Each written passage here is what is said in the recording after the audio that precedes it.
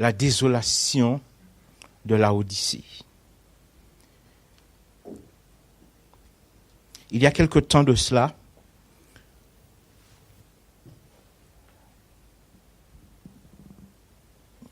des personnes que je connaissais m'ont invité. Et ils m'ont dit, on t'invite dans un groupe où on étudie l'Apocalypse, on étudie Daniel. On étudie la prophétie. Au début, je n'étais pas très emballé pour ça. Puis je me suis dit, mais bon, si on étudie la Bible, on étudie Daniel, on étudie l'Apocalypse, bon, pourquoi pas?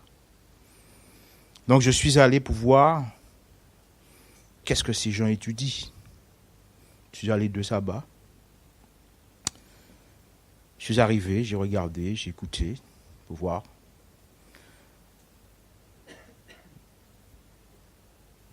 La première fois, ce qui a été présenté me paraissait pas trop mal, mais avec quand même des points qui me paraissaient un peu bizarres. Et la deuxième fois, mais c'est pas deux sabbats suivants, ça s'est passé sur le premier sabbat, et puis il faut compter à peu près environ 6 mois après. Je suis allé une deuxième fois, et ce qui a été présenté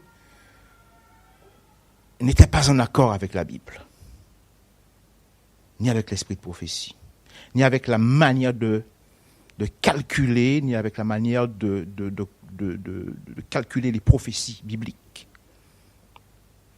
Et les frères étaient partis, enfin les personnes étaient parties sur une espèce de calcul sur les rois d'Israël, le nombre de rois d'Israël et le nombre de rois de Juda. Et ils avaient compté le nombre de rois d'Israël et le nombre de rois de Juda, et ils avaient mis cela en parallèle avec le nombre de présidents américains, présidents démocrates et présidents républicains. Et ils étaient arrivés à la conclusion que Donald Trump allait faire voter la loi du dimanche. Très sincèrement, mes frères, c'était bien fait. Hein?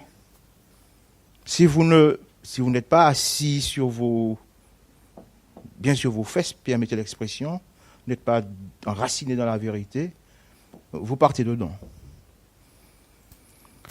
Et quand ils ont expliqué ça, je me suis dit, mais ça va pas, ça colle pas. Ça colle pas. Sur plusieurs points. Je ne vais pas entrer dans les détails ce matin, on n'a pas le temps. Mais quand je suis allé dans ce groupe qui étudie, j'ai vu, mes frères, beaucoup de personnes de l'Église adventiste. Beaucoup de personnes de l'Église adventiste, de Créteil que je connais, qui ont été membres de l'Église de Créteil, et je pense qu'il y en a qui sont encore membres de l'Église de Créteil. Et qu'est-ce que ces gens reprochent à l'Église? Ces gens reprochent à l'Église son ambivalence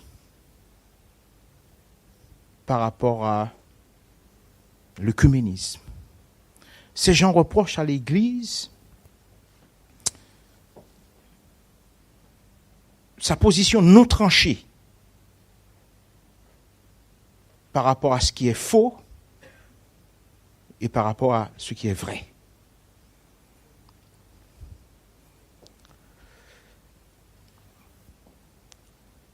Il n'y a pas très longtemps, sur les réseaux sociaux et sur un site adventiste que nous connaissons bien, qui était Média Espoir, c'est Up Channel en anglais, mais Média Espoir que vous trouvez. Et il y a une vidéo qui est passée, un pasteur de l'église adventiste prend la parole et fait un certain nombre de déclarations, mes frères. Et j'ai attendu pendant un certain nombre de temps pour voir si quelqu'un prend la parole pour dire, je n'ai rien contre cet homme, contre la personne elle-même, mais contre cette déclaration, j'ai quelque chose. Et j'ai attendu pendant quelque temps pour voir si quelqu'un prenait la parole pour dire, bon écoutez, nous ne sommes pas d'accord avec ce qui a été dit. Et personne n'a rien dit. Moi, osé, je ne suis pas d'accord. Et je prends ma responsabilité en tant que membre d'église. Je ne suis pas d'accord avec ce qui a été dit. Je ne suis pas d'accord que le pape c'est un agneau. Je ne suis pas d'accord qu'on se sent distant des propos d'Ellen White, des déclarations d'Ellen White, mais en même temps qu'on prend la parole d'un jésuite pour me citer en référence. Je ne suis pas d'accord avec cela. Je ne suis pas d'accord quand on me dit que l'Apocalypse ne va pas se dérouler comme elle a été écrite dans la Bible. Je ne suis pas d'accord avec cela.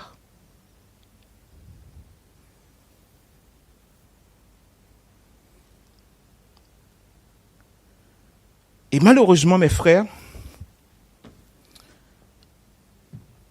ceux qui sont découragés dans l'Église, ce ne sont pas seulement les personnes qui rencontrent un frère ou une sœur dans l'Église qui ne lui dit pas bonjour le sabbat matin. Ce n'est pas seulement parce qu'il y a un mauvais comportement d'un frère ou d'une sœur dans l'Église, mais il y a beaucoup qui sont découragés par nos dirigeants. Il y en a énormément, mes frères. Et ces personnes, ne croyez pas que ces personnes n'aiment pas Christ, ne croyez pas que ces personnes n'aiment pas Jésus, ne croyez pas que ces personnes n'aiment pas l'Église, mais simplement, ces personnes ont été découragées par ceux qui étaient censés les encourager. Nous allons lire le premier texte, si on peut voir le PowerPoint, dans Apocalypse, chapitre 3, versets 14 à 17. Il dit, écrit à l'ange de l'église de Laodicée, voici ce que dit l'Amen, le témoin fidèle et véritable, le commencement de la création de Dieu. Il dit, je connais tes œuvres, je sais que tu n'es ni froid ni bouillant, puisses-tu être froid ou bouillant. Ainsi, parce que tu es tiède, tu n'es ni froid ni bouillant, je te vomirai de ma bouche. Et il ajoute en disant, parce que tu dis, je suis riche, je me suis enrichi, je n'ai besoin de rien, et parce que tu ne sais pas que tu es pauvre, misérable, aveugle et nu. Nous allons prendre le deuxième.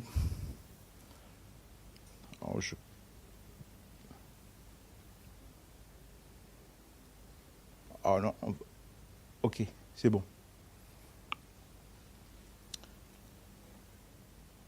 Voilà, Apocalypse 14, versets 6 et 7 dit, « Je vis un autre ange qui volait par le milieu du ciel, ayant un évangile éternel pour l'annoncer aux habitants de la terre, à toute nation, à toute tribu, à toute langue et à tout peuple. Il disait, d'une foi forte, craignez Dieu et donnez-lui gloire quand l'heure de son jugement est venue. Adorez celui qui a fait le ciel, la terre, la mer et les sources d'eau.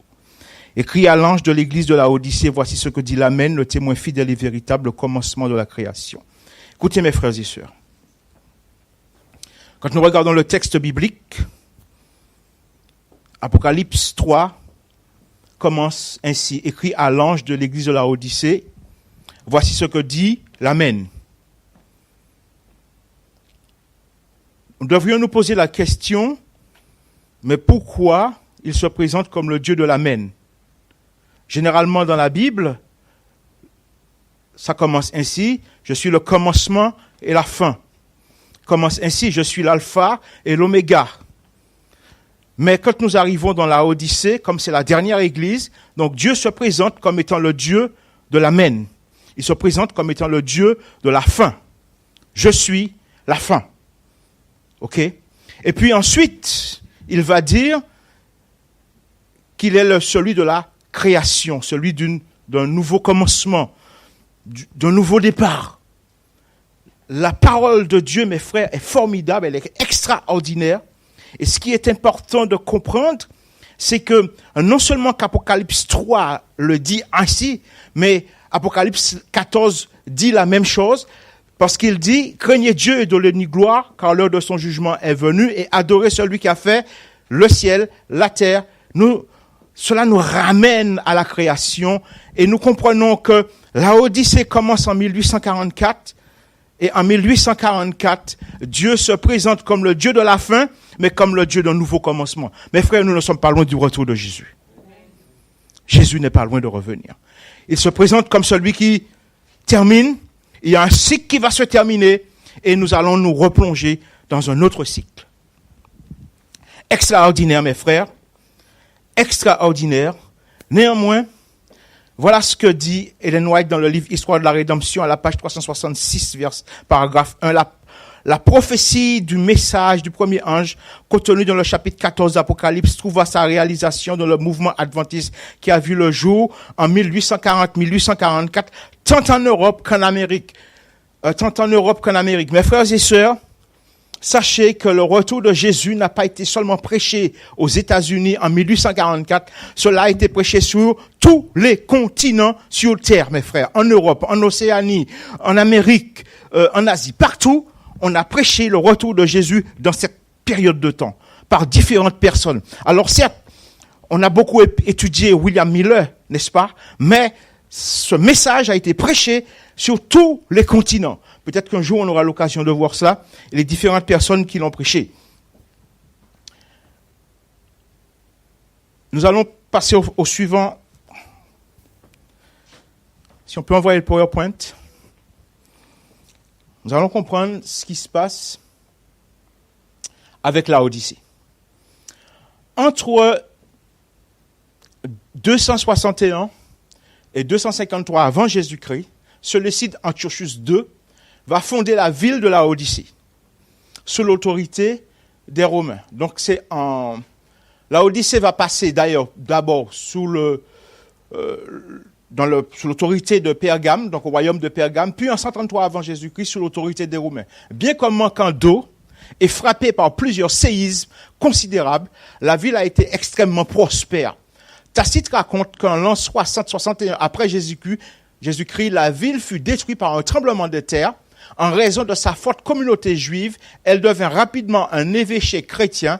Elle est l'une des 7 églises d'Asie dans l'Apocalypse. Les chrétiens de la Odyssée se voient reprocher leur tiédeur. Un important concile s'y déroule en l'an 64 après Jésus-Christ. Vous avez entendu parler du concile de la Odyssée, n'est-ce pas? Et ensuite, donc la Odyssée va connaître un certain essor au détriment de sa voisine Colosse. Et d'ailleurs, dans une de ses lettres, l'apôtre Paul, quand il écrit à l'église de Colosse, il va leur dire que de faire lire cette lettre à l'église de la Odyssée, parce que géographiquement ils sont très près. Donc je vous ai préparé un petit diapo qui va vous montrer un peu la proximité. Donc en 94, finalement la ville est détruite par un tremblement de terre qui marque le début de son déclin. Alors est-ce que ça marche vraiment? Ouais, ça marche. Ok. Alors je vous ai mis 2 flèches. Vous avez une flèche violette, ouais, et une flèche jaune. Alors, si vous regardez bien, vous allez voir la Odyssée, Colosse et Hiérapolis. Vous voyez bien, tout le monde voit? Ça va? Vous avez des bons yeux, n'est-ce pas?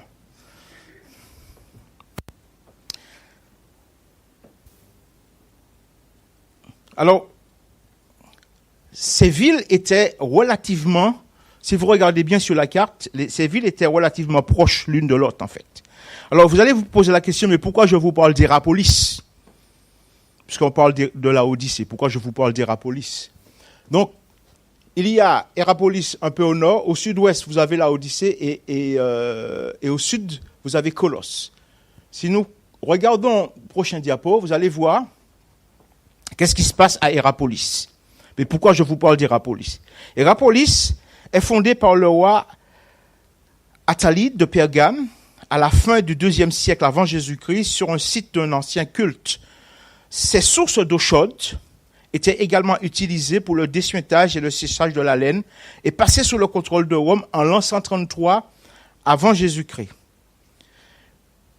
Hiérapolis a prospéré, atteignant son apogée au IIe et IIIe siècle de notre ère et ayant entre-temps été détruite en l'an 60 de notre ère par un tremblement de terre, puisque c'est le même tremblement de terre qui a détruit la Odyssée, donc qui avait détruit aussi Colosse. Donc, donc c'est un lieu martyr où Saint Philippe, en l'an 80, est mort, célébré au 5e siècle pour son martyrium. Hiérapolis est devenu, avec ses nombreuses églises, un important centre religieux dans l'Empire d'Orient romain. La conjonction de formations naturelles surprenantes et du développement d'un système complexe de canaux transportant l'eau thermale jusqu'au village des champs avoisinants est exceptionnelle. Les sources sont à l'origine d'un système hydraulique qui s'étend jusqu'à 70 km au nord-ouest et vers Ali Jeir et en direction de l'ouest, le long de la vallée de la rivière Manderes. Voilà. Alors, pour bien comprendre qu'est-ce qui s'est passé à l'époque, comme nous avons vu, la Odyssée n'avait pas d'eau. Il n'y avait pas d'eau, il n'y avait pas de source, il n'y avait pas d'eau à la Odyssée. Vous savez, je ne sais pas si vous avez déjà été dans des îles où il n'y a pas d'eau. Je suis allé à Saint-Martin, tiens, où il n'y a pas d'eau, où ils dessalent l'eau. Alors je peux vous dire, mes frères, mais pour boire cette eau-là, c'est une horreur. C'est pas terrible pour boire l'eau dessalée.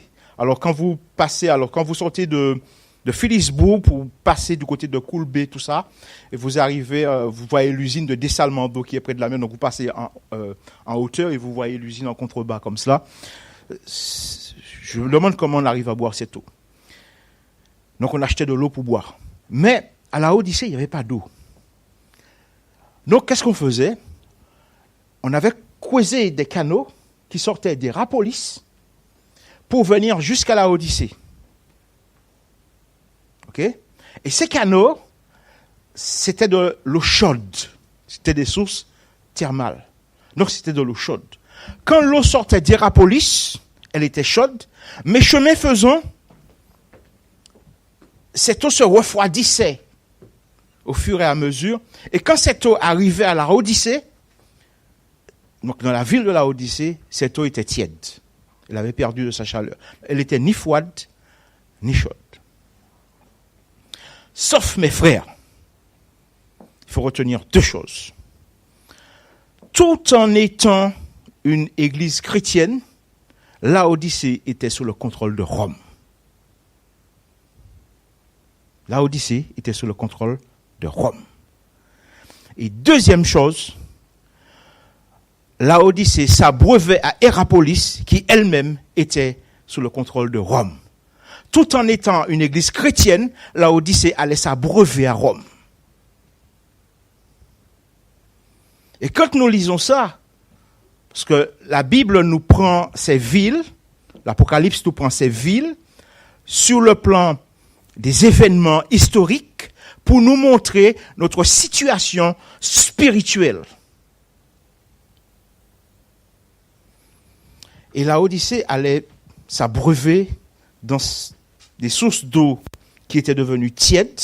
Donc, vous savez, quand l'eau a tiédi, l'eau, ça refroidit en fait. Parce que tiédi, c'est plus sortir du froid pour aller vers le chaud. Mais c'était plus sortir vers le chaud pour venir vers le froid.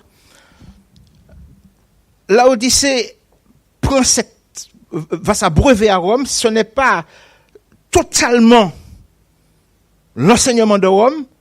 Donc c'est mélangé, mais il y a quand même de l'enseignement de Rome dedans. Et malheureusement, mes frères,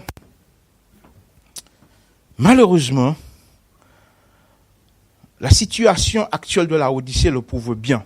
Nous allons avancer rapidement parce que l'heure avance vite, il est déjà 25. Si on peut envoyer le prochain diapo. Je crois que c'est mort. Ah, voilà. OK. Nous allons faire un petit topo rapide, mes frères, mais vraiment rapide, OK? Rapide sur les différentes églises qui ont précédé la Odyssée, d'accord? Nous allons voir l'église d'Éphèse, Apocalypse 2, verset 2.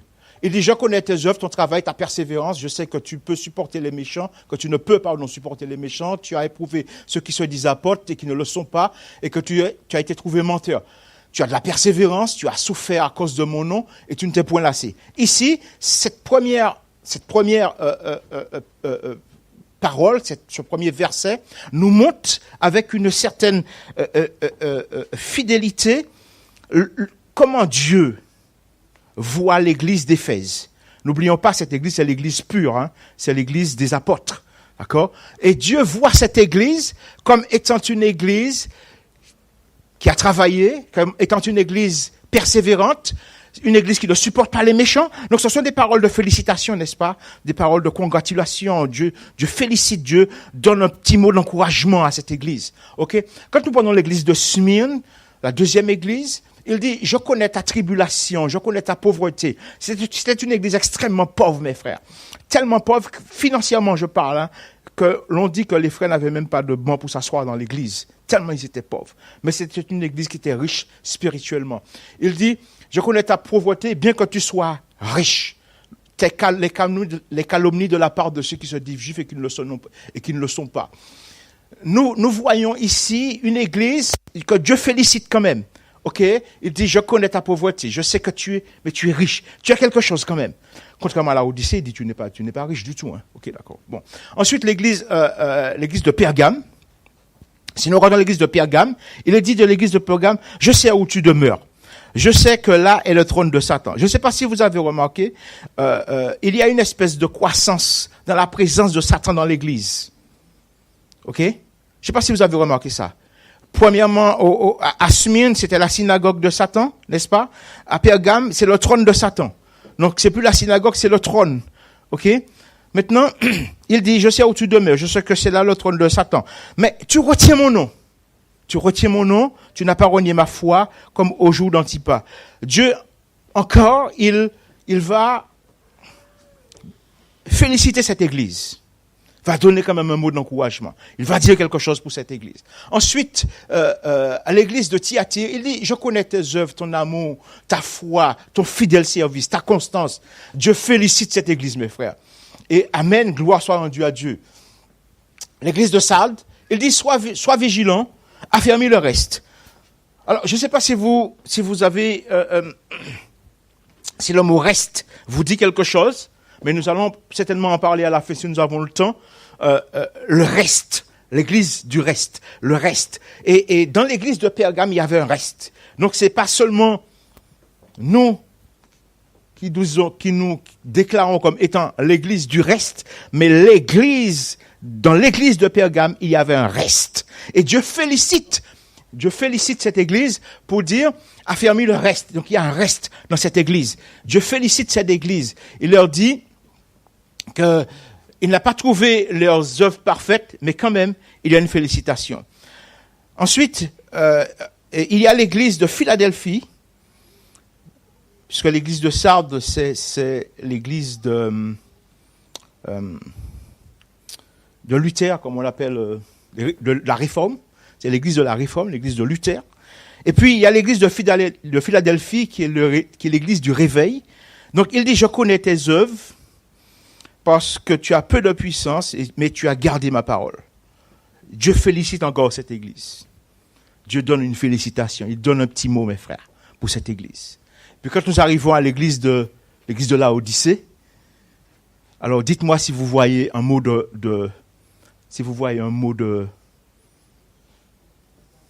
d'encouragement. Est-ce qu'il y a un mot de félicitation? Est-ce qu'il y a un mot de congratulation? Il n'y a rien, mes frères. C'est la seule église,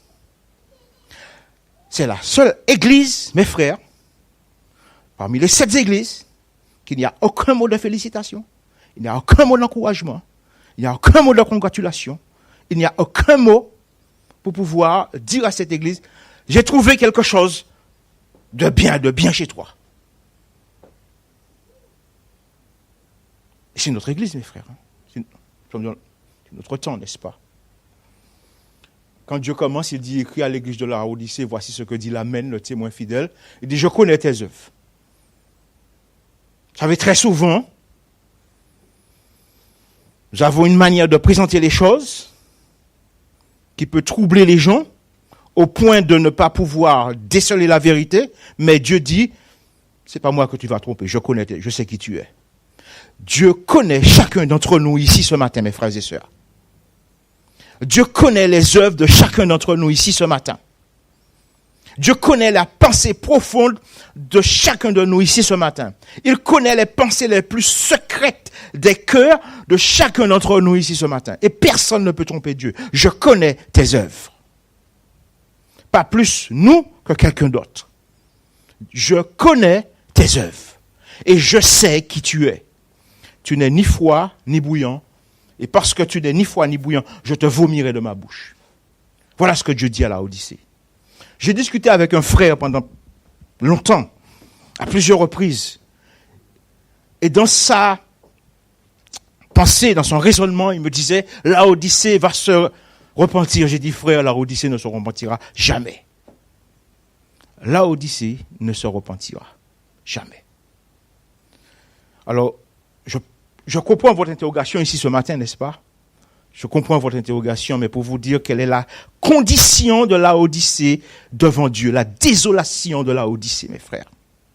Quelle est la condition de la Odyssée devant Dieu?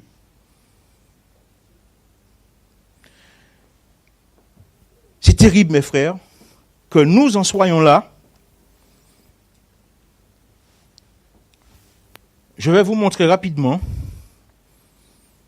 quelques sondages de l'Église adventiste pour vous montrer la situation dans laquelle on se trouve, mes frères. Alors, écoutez bien ce que je vais vous dire ce matin. Je vous montre certaines choses que vous n'avez peut-être pas remarquées, qui a apparu, ce n'est pas des choses que j'ai inventées. Hein. Je vais vous donner les liens, tout. Je ne vous le présente pas pour accuser qui que ce soit, mais pour vous montrer la condition dans laquelle l'Église se trouve. Pas seulement en tant que membre d'Église, mais en tant que responsable, mes frères. Donc vous allez voir sur le site Adventist Magazine, donc je vous ai mis l'adresse en haut, le HTTP et compagnie, là. Le comité de surveillance de l'unité, écoutez bien, de l'Église adventiste publie un sondage le 27 septembre 2018.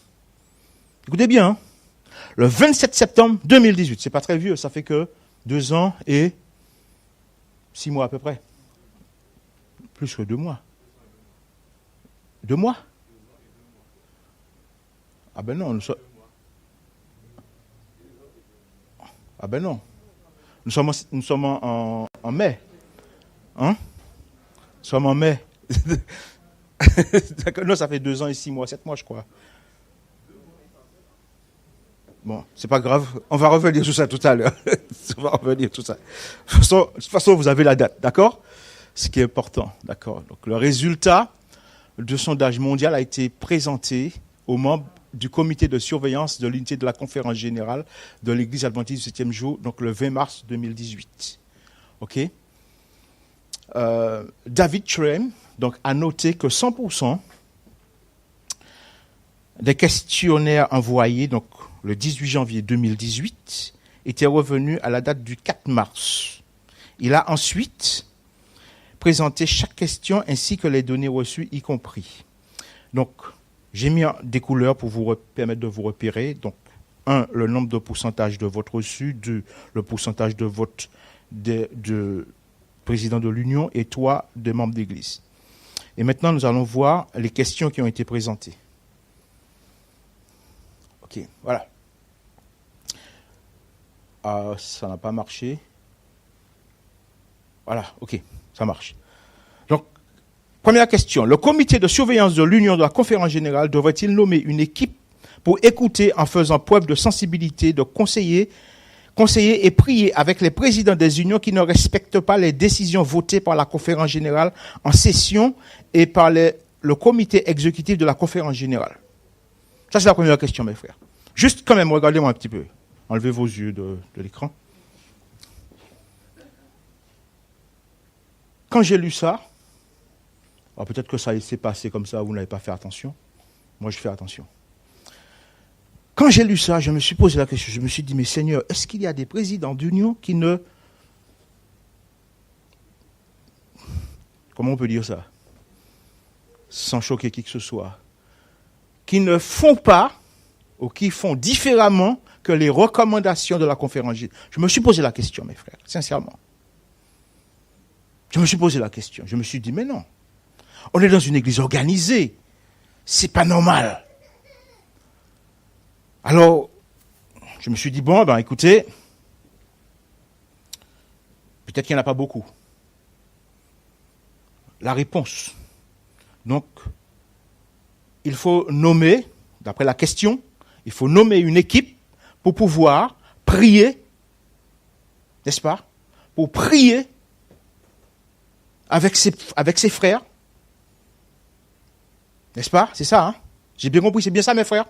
Il faut nommer une équipe pour prier pour ses frères qui ne respectent pas les décisions de la conférence générale? La réponse est oui, 139 voix au total. Dans ces 139 voix, mes frères, il y a 126 voix de présidents d'union. Il y a 10 qui ont voté contre, qui ont dit non. Et dans les 10, il y avait 9 présidents d'union. Et il y a 2 qui ne se prononcent pas, donc 2 présidents d'union.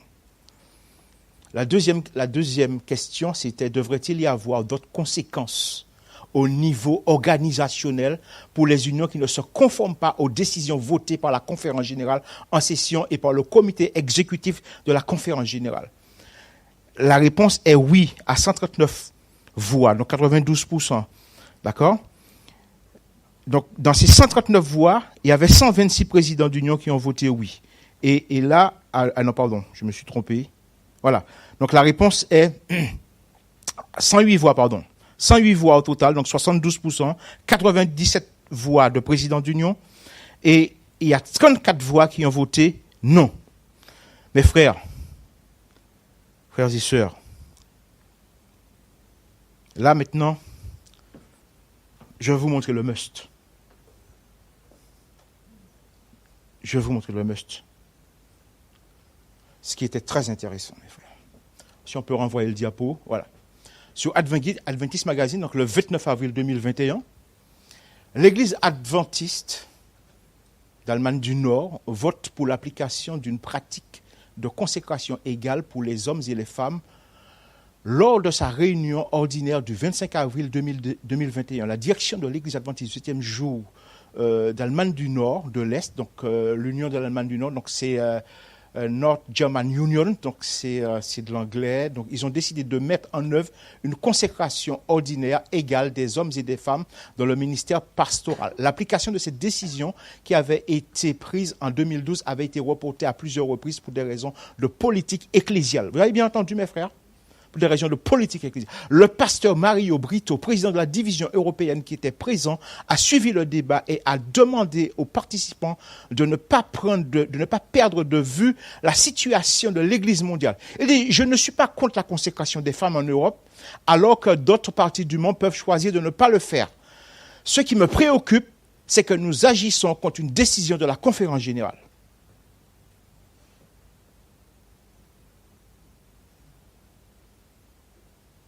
Eh bien, mes frères et sœurs, je ne vous dis pas ça pour que vous puissiez partir de l'Église. Je vous dis ça, mes frères, pour que vous soyez aguerris, enracinés et fondés dans la vérité, mes frères. C'est le but, mes frères. Parce qu'il y a longtemps que personnellement, moi, je serais déjà parti si je n'étais pas enraciné et fondé dans la vérité. Je vous dis ça, mes frères, ce n'est pas pour vous accrocher à des hommes, mais pour vous accrocher à la doctrine, à la parole, à Jésus-Christ, mes frères. Parce que si on regarde à cela, vous partez de l'Église. Il y a beaucoup de gens qui quittent l'Église à cause de ça, mes frères. Il y a beaucoup de personnes qui quittent l'Église à cause de ça. Maintenant, je vous ai montré pour les dirigeants. Je vais vous montrer maintenant pour les membres d'Église. Nous parlons de la Odyssée et de sa détresse, mes frères, hein, de sa désolation. Nous parlons de la Odyssée, mes frères, n'est-ce pas? Parlons de l'église de la Odyssée, l'église de la fin des temps, la dernière église. Si on peut envoyer la suite. Alors, Adventist Today, Adventist d'aujourd'hui, c'est un site mondial de l'église, mais ce n'est pas un site, comment je vais dire ça, officiel de l'église. D'accord? C'est un site adventiste. Alors, si on peut faire un comparatif, on va dire que pour ceux qui suivent un peu l'actualité de l'Église adventiste, vous avez Advent Messenger. On pourrait dire que ce sont des conservateurs. D'accord? Ce sont les conservateurs. Et puis si vous prenez Adventist Today, vous pourrez dire que ce sont les libéraux. Vous voyez un peu l'écart qu'il y a entre les deux, ça fait un grand écart, hein, parce qu'entre les deux, il y a les modérés. D'accord? Bien. Ça vous fait rigoler.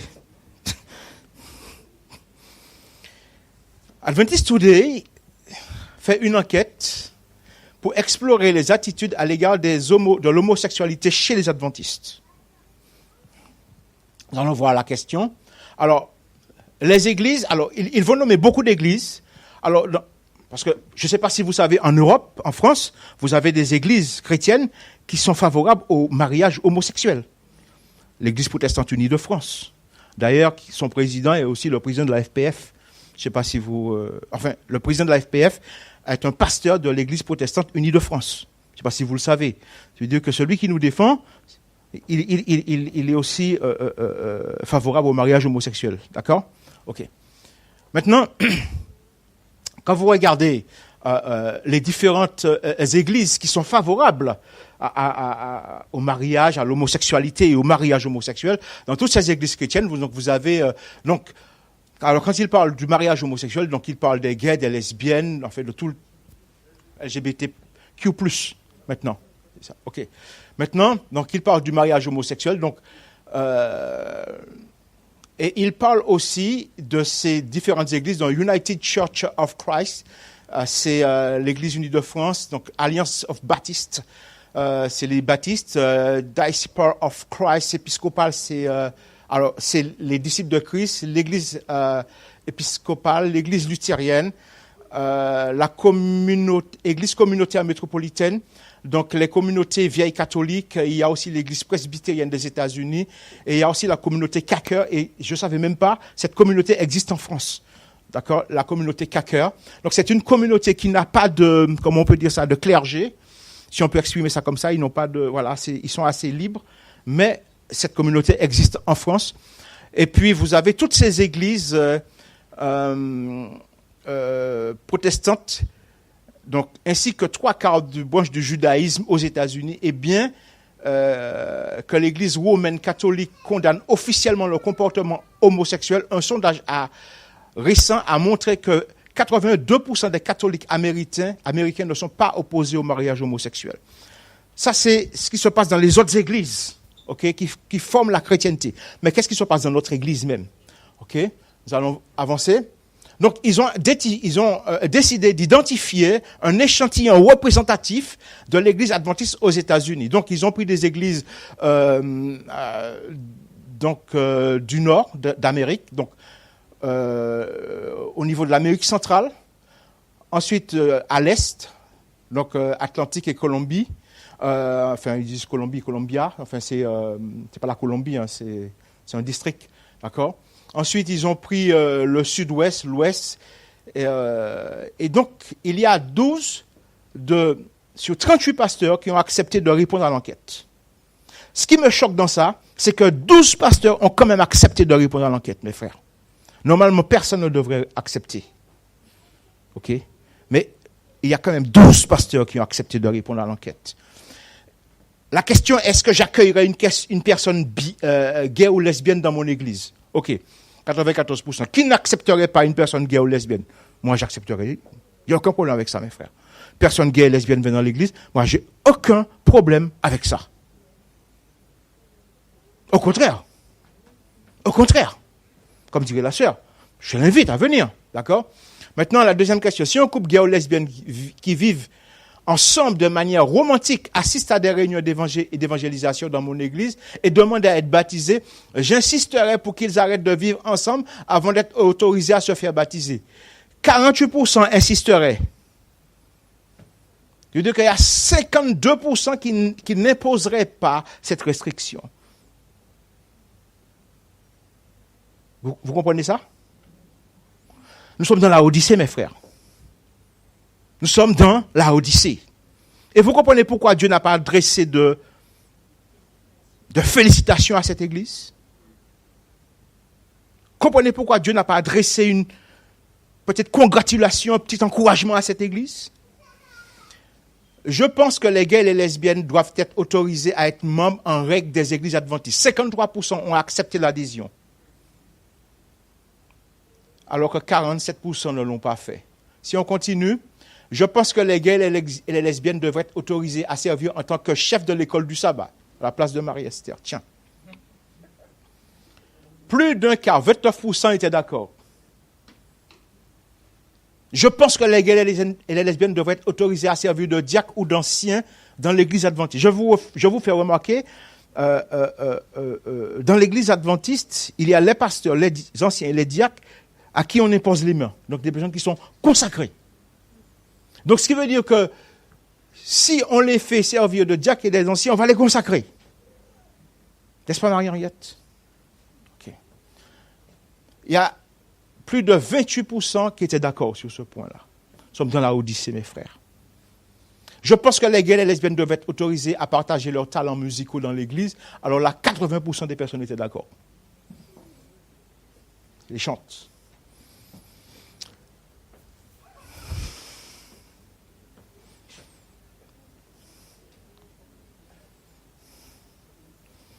Nous allons terminer, mes frères, parce que l'heure est avancée.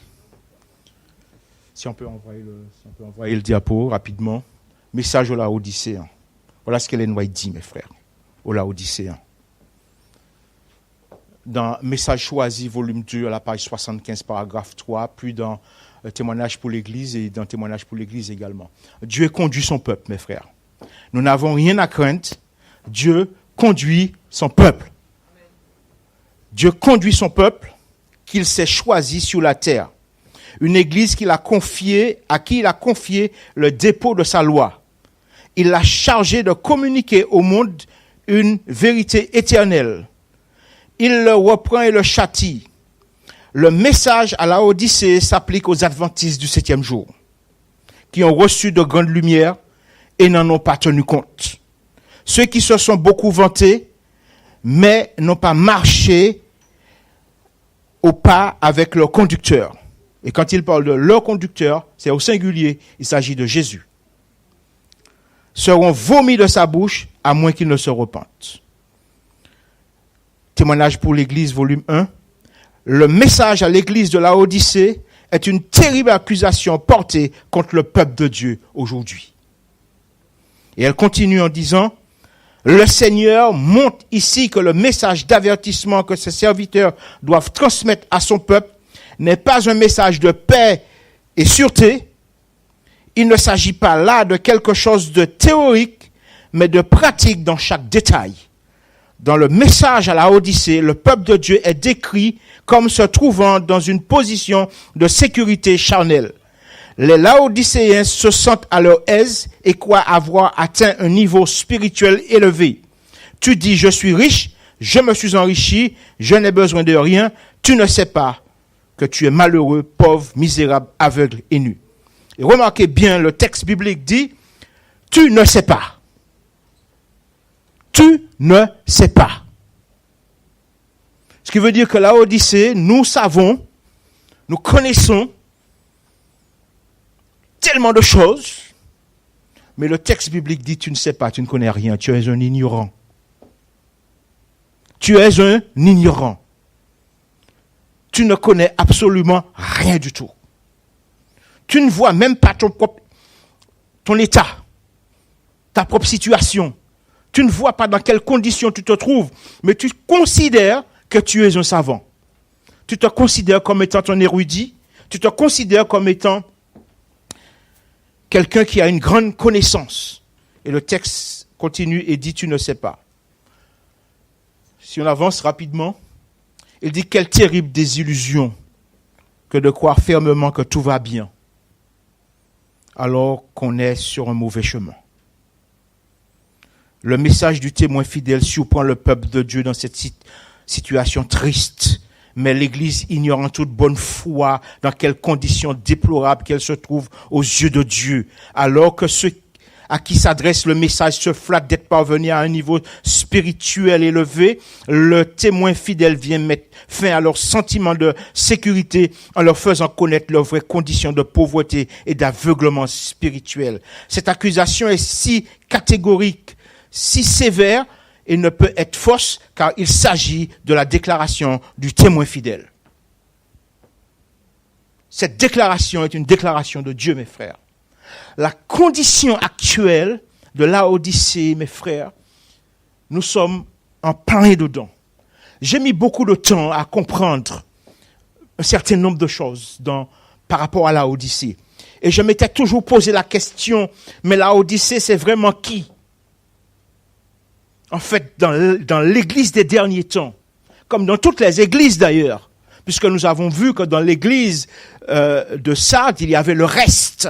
Dans l'église de la Odyssée, il y a le reste également, mes frères. La grande question est de savoir dans quelle église nous sommes. Est-ce que nous sommes dans la Odyssée ou est-ce que nous sommes dans l'église du reste? C'est ça la question. C'est pas le fait que mon nom soit inscrit sur un registre d'église. Ce n'est pas le fait que je me dis adventiste. C'est pas le fait que je me réclame de Jésus-Christ. Mais est-ce que je suis vraiment dans l'église du reste? Dans toutes les églises, il y avait le reste. Apocalypse 12, 17, de mémoire. C'est ici la persévérance qui garde les et qui ont. Voilà le message, mes frères, que nous prêchons. Nous gardons les commandements de Dieu.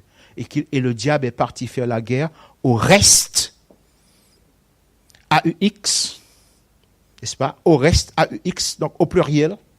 Donc il y a plusieurs restes. Dans chaque église, il y avait un reste. Et dans chaque église, mes frères, Dieu a son église. Dans chaque église. Et dans cette église, Dieu a son église. Le reste, mes frères, Apocalypse 7, verset 9, j'ai vu une grande foule qui se tenait debout devant le trône et devant l'agneau. C'est la synthèse de tous les restes. Toutes les églises ont un reste. Et dans l'église de la Odyssée, il y a un reste, mes frères. Et c'est ce reste-là qui sera sauvé au dernier temps. La grande compagnie, comme l'appelle Ellen White, ceux qui prêchent l'œcuménisme, ceux qui prêchent l'unité de la chrétienté, la grande église, ceux qui prêchent le Laudato Si, le Fratelli Tutti, ceux qui prêchent cette grande communauté, la terre-mère, le repos du dimanche qu'on appelle sabbat, et qui veulent tous se mettre ensemble pour ça, mes frères, ça c'est contre l'église du reste. Ce n'est pas le reste, mes frères. Combien même que le peuple d'Israël sera nombreux comme le sable de la mer, un reste seulement sera sauvé. Mes frères, je vous dis ça, pas pour moi, parce que j'ai compris. Mais je vous dis ça parce que j'ai besoin que nous puissions avancer.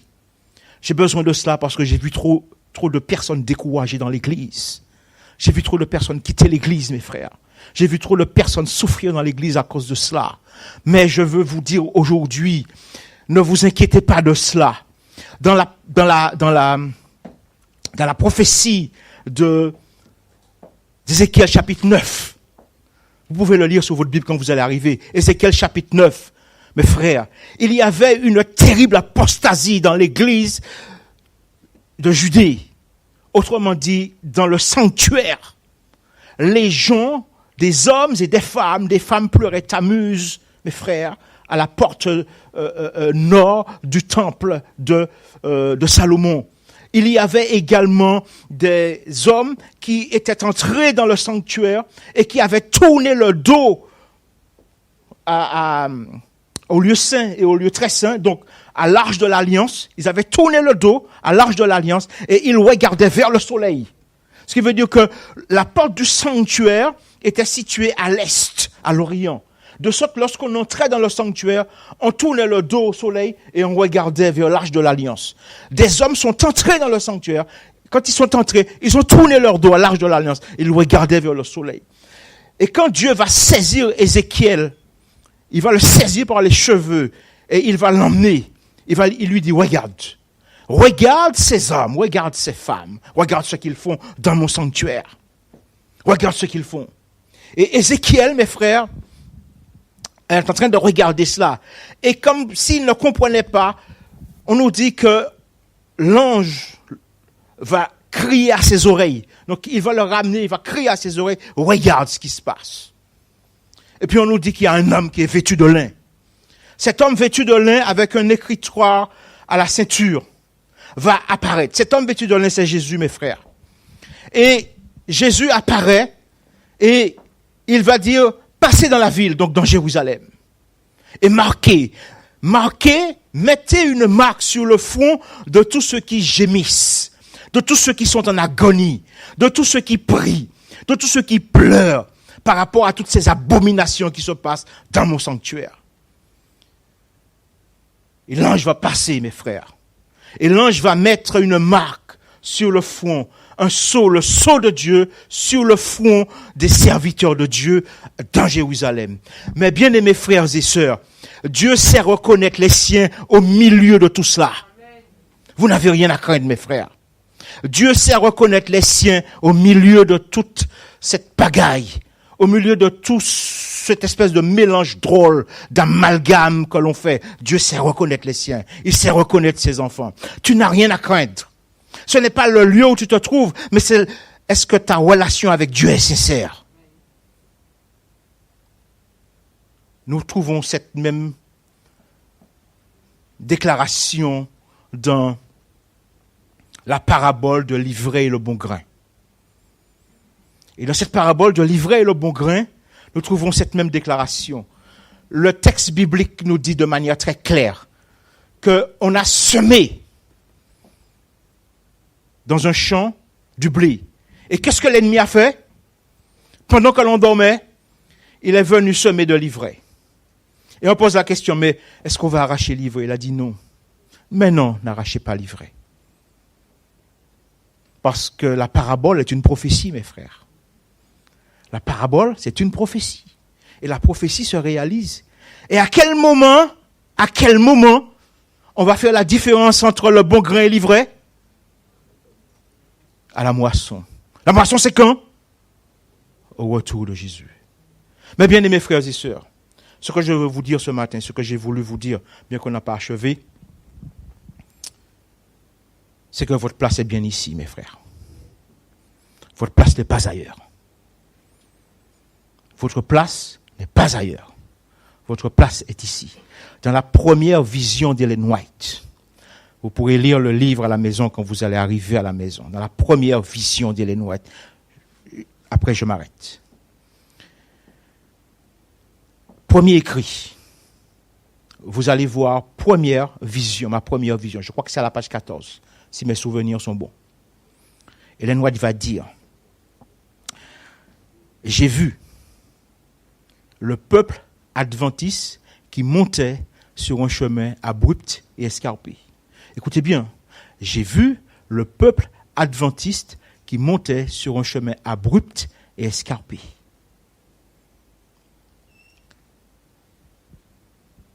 Derrière eux se trouvait une grande lumière. Cette lumière, c'est le cri de minuit. Pour ceux qui ne savent pas, le cri de minuit, c'est quoi? Le cri de minuit, c'est la réalisation de la prophétie ou de la parabole des 10 vierges en 1844, mes frères. D'accord? Et devant eux, il y avait Jésus qui marchait devant eux. Tous ceux qui regardaient à Jésus continuaient à marcher. Amen, mes frères. Ils continuaient à monter. Mais ceux qui ne regardaient pas à Jésus, qui tournaient leur regard, ils se trouvaient subitement dans les ténèbres. Ils ne pouvaient pas avancer. Quand ils doutaient, Jésus a levé son bras et a montré le chemin. Son bras glorieux, il a montré le chemin. Il y en a qui ont continué à monter avec Christ. Et puis il y en a qui ont dit non.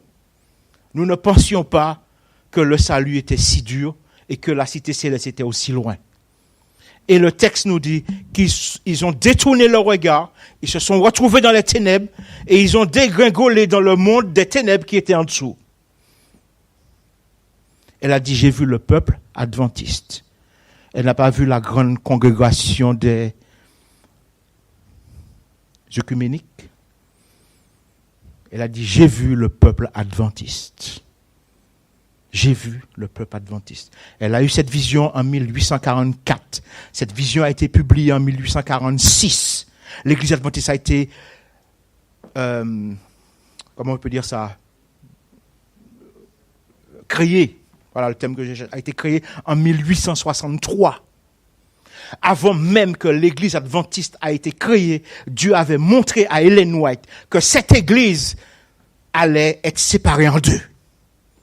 Ceux qui continuent à monter avec Jésus et ceux qui détournent leur regard de Dieu et qui tombent dans les ténèbres en bas.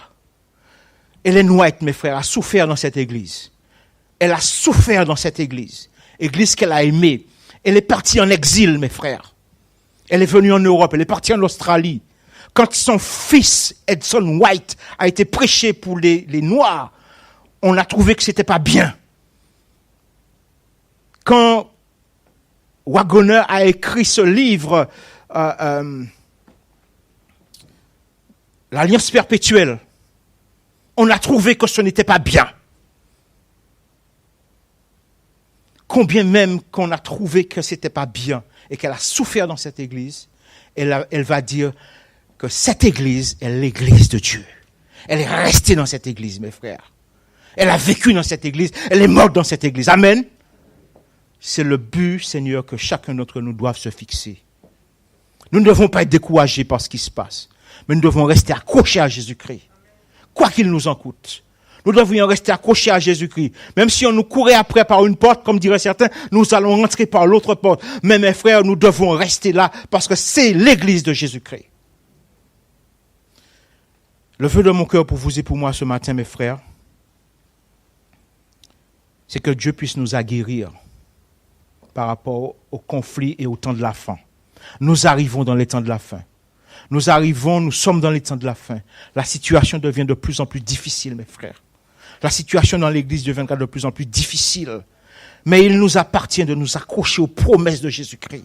Et même si nous n'avons plus de force, même si il nous arrivait de perdre toute espérance sur cette terre, mais gardons l'espérance de la vie éternelle en Jésus-Christ, mes frères. Que Dieu vous aide et qu'il vous bénisse. Amen.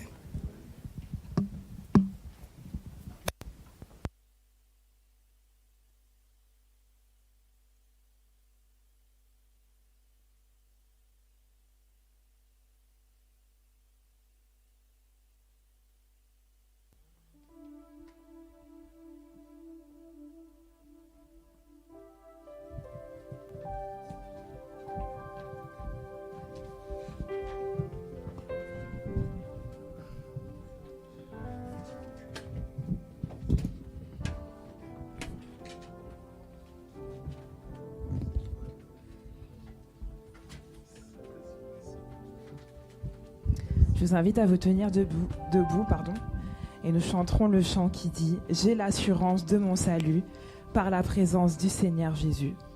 Son sang m'a lavé, m'a racheté, et l'Esprit Saint m'a régénéré. »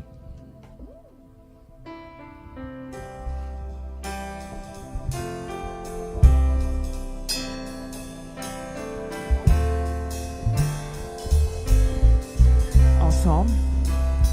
J'ai l'assurance de mon salut par la présence du Seigneur Jésus. Son sang m'a lavé, m'a racheté, et l'Esprit Saint m'a régénéré. C'est mon histoire, c'est là mon chant. C'est mon histoire. C'est là mon chant, louer mon sauveur le jour durant. C'est mon histoire, c'est là mon chant, louer mon sauveur le jour durant. Parfait repos, parfait bonheur. Parfait repos et parfait bonheur. En toi mon sauveur, j'ai la paix du cœur. Je veille en attendant ton retour. Je suis comblé, sûr de ton amour. C'est mon histoire. C'est mon histoire, c'est là mon chant. Louer mon sauveur le jour durant. C'est mon histoire, c'est là mon chant. Louer mon sauveur. C'est mon histoire à vous assemblés. C'est mon histoire.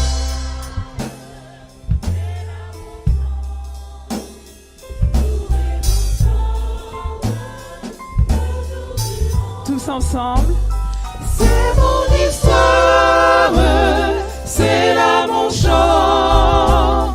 Louez mon Sauveur le jour durant.